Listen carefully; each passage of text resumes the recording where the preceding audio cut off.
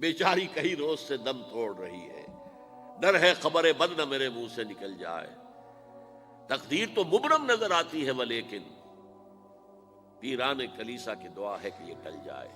تو پہلی بات میری ختم ہوئی، عالمی نظام خلافت دنیا کی تقدیر مبرم ہے، ہو کر رہے گی، اس میں کسی صاحب ایمان کو کوئی شک، کوئی شبہ، کوئی ریب نہیں ہونا چاہیے۔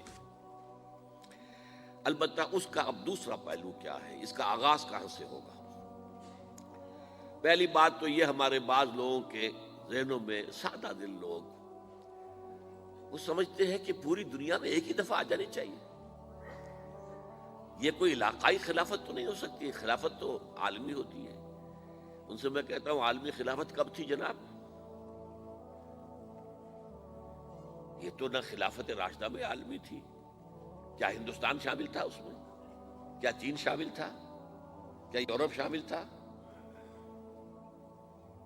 اور پھر جو خلافت کے نام سے جو ملوکیت چلی ہے، وہ بھی صرف آپ دور بنو امیہ میں کہہ سکتے ہیں کہ وہ پورا عالم اسلام کم سے کم اس کے تحت تھا۔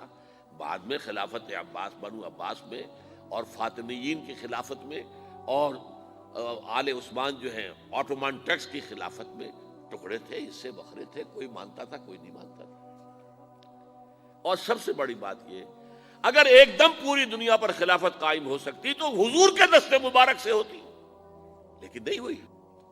نتیجہ کیا نکلا؟ ایک ملک میں حضور نے قائم کر دی، جزیرہ نما عرب،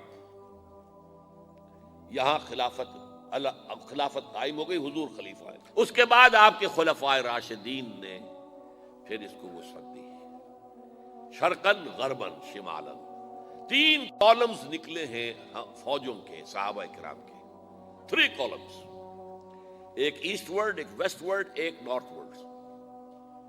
ایک عراق کو فتح کرتے ہوئے ایران میں پہنچ گیا، خراسان تک چلا گیا، ایک شام کو فتح کرتے ہوئے اور پھر سینائی پیننسولا سے ہو کر افریقہ میں داخل ہوا اور اٹلانٹک تک پہنچ گیا، تیسرا سیدھا شمال میں گیا، لیکن یہ زیادہ دور نہیں جا سکتا تھا، کوکیشین ماؤنٹینز آ گئے، کوہ قاف، اس زمانے میں تو یہ یوں سمجھیے کہ امپیسیبل تھا نا، کوہ قاف، لہذا وہاں آ کر رک گیا بابا۔ اب بھی یہ ہوگا، کسی ایک جگہ سے شروع ہوگا پھر پھیلے گا، اس کے سوا کوئی چارہ کار ہے ہی نہیں۔ اگر ہر جگہ پوری دنیا میں ایک ہی وقت میں ہو سکتا تو حضور کے دست مبارک سے ہوتا صلی اللہ علیہ وسلم۔ اب وہ نقطہ کون سا ہوگا، نقطہ آغاز کون سا ہوگا؟ اس میں پہلی بات تو میں نے کہا، جو شک کرے گا اس کا پھر ایمان مشکوک ہے، ہوگا، لازماً ہوگا، گلوبل ہوگا، پوری دنیا میں ہوگا۔ کہاں سے شروع ہوگا اس میں آپ اختلاف کر سکتے ہیں، لیکن مجھے تو 2 حدیثیں تو ملی ہیں جن سے یہ اندازہ ہوتا ہے کہ یہ اس مشرقی خطے سے ہوگا، عرب کے مشرق کی جانب کسی ملک سے ہوگا، کسی خطے سے ہوگا۔ وہ حدیثیں بھی اب آپ پڑھ لیجیے پہلے، پھر میں کہہ رہا ہوں یہ خزانہ ہے جو ہم نے آپ کی خدمت میں پیش کیا ہے، کاش کہ آپ اس کی قدر کر سکیں، یہ حدیثیں آپ کو ازبر ہو جائیں، یاد ہو جائیں، لوح قلب پر نقش ہو جائیں۔ ہندوستان اور خراسان یعنی موجودہ افغانستان کا ذکر ابن ماجہ کی روایت ہے، عن عبداللہ ابن الحارث رضی اللہ تعالی عنہ قال رسول اللہ صلی اللہ علیہ وسلم یخرج ناس من المشرق یؤتئون للمہدی یعنی سلطانہ، یعنی سلطانہ، دونوں طرح سے پڑھ سکتے ہیں۔ حضرت عبداللہ ابن حارث فرماتے ہیں رضی اللہ تعالی عنہ کہ حضور نے ارشاد فرمایا، مشرق کی طرف سے وہ فوجیں نکلیں گی، لوگ آئیں گے جو عرب میں مہدی کی حکومت قائم کریں گے۔ یہ مہدی کون ہوں گے اس کا ذکر میں ذرا بعد میں کروں گا، لیکن نوٹ کر لیجئے کہ مہدی سے پہلے لازماً کسی مشرقی علاقے کے اندر وہ نظام قائم ہو چکے گا، تب وہاں سے فوجیں آئیں گی نا۔ یہ مشرق کون سا ہے؟ عرب کے مشرق میں آپ چلیے، ایران بھی آ جائے گا، افغانستان بھی ہے، پاکستان بھی ہے، اور اگر اس سے اور توسیع دیں تو ہندوستان بھی ہے۔ یہ ہے عرب کا مشرق، اس سے فوجیں جائیں گی۔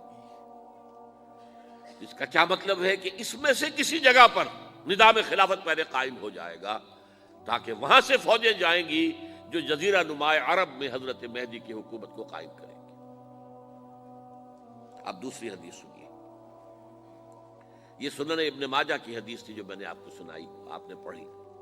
دوسری، عن ابی ہریرہ رضی اللہ تعالی عنہ،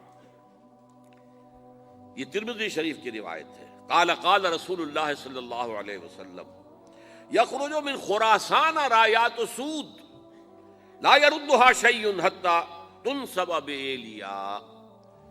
خراسان کے علاقے سے سیاہ جھنڈے لے کر فوجیں آئیں گی، ان کا رخ کوئی موڑ نہیں سکے گا، ان کو پیچھے پھیر نہیں سکیں گے کوئی بھی، یہاں تک کہ وہ یروشلم میں جا کر جھنڈے نصب کر دیں گے۔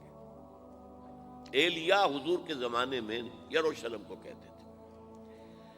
یہ یروشلم تھا جب حضرت سلیمان کی حکومت تھی، اور یہاں پر معبد سلیمانی، ہیکل سلیمانی قائم ہوا، پھر یہ یروشلم ہی رہا ہے تاریخ میں، یہاں تک کہ سن 70 عیسوی میں جب ٹائٹس رومی جنرل نے اس کو گرایا، ختم کیا، سیکنڈ ٹیمپل گرا دیا، اور یہاں سے یہودیوں کو کہا نکل جاؤ یہاں سے، کوئی یہودی باقی نہیں رہا، بالکل تہو بالا برباد کر دیا۔ اس کے کوئی 150 سال بعد ہیڈریان، رومن ایمپرر ہیڈریان، اس نے پھر دوبارہ آباد کیا اس شہر کو۔ 150 سال تک یہ بالکل بنجر اور بالکل غیر آباد پڑا تھا۔ اب ہیڈریان نے جب آباد کیا تو اس کا نام ایلیا رکھا، اب یروشلم نام نہیں تھا۔ تو حضور کے زمانے میں پھر اس کا نام ایلیا تھا، اور اب اس سے کیا معلوم ہو رہا ہے کہ یہ یروشلم مسلمانوں کے قبضے سے اس وقت نکلا ہوا ہوگا۔ ایک دفعہ پہلے نکلا تھا، سن 1099 عیسوی میں مسلمانوں کے ہاتھ سے نکلا، کروسیڈرز، عیسائیوں نے آ کر اس کو قبضے میں کیا، لاکھوں مسلمانوں کو مارا، قتل کیا۔ اس کو 1187 عیسوی میں واپس لیا ہے۔ کس نے لیا ہے؟ صلاح الدین ایوبی، کرد۔